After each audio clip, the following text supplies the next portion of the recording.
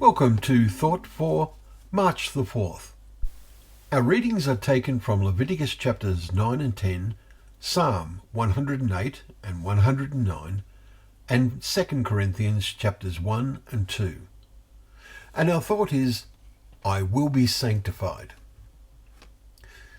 The word sanctified means recognized as holy, set apart from the commonplace, treating a situation or place with all reverence.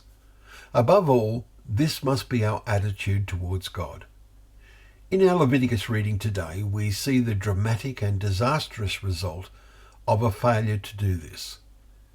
Imagine being there with all the wonder of the tabernacle and the manifestation of the actual presence of God as worship in it began. We read, "The glory of the Lord appeared to all the people, and fire came out from before the Lord and consumed the burnt offerings." Chapter 9, verses 23 and 24. As a result, human attitudes of reverence and humility should have been paramount. The reaction at the time was totally understandable. They shouted and fell on their faces, we read in verse 24. Aaron had 4 sons. All were involved in assisting their father, and today's chapter tells how tragedy overwhelmed 2 of them. In the way we speak today, we might judge that their position of importance went to their head. Nadab and Abihu each took his censer and put fire in it and laid incense on it and offered unauthorized fire before the Lord, which he had not commanded them, we read in chapter 10, verse 1. The result was terrifying, for they died before the Lord, as fire from him consumed them. Verse 2.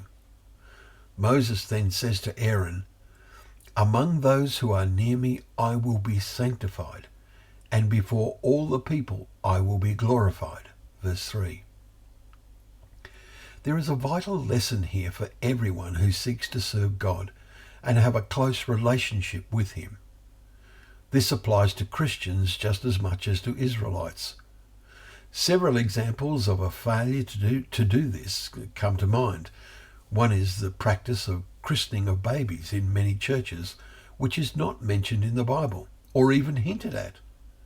Instead, the followers of Christ practice baptism, which is described as an appeal to God for a good conscience in 1 Peter chapter 3 and verse 21.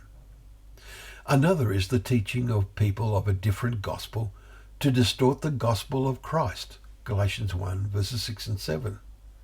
Paul says, "Let him be accursed." Who does that? In verse 9. And this is what happened to 2 of the sons of Aaron.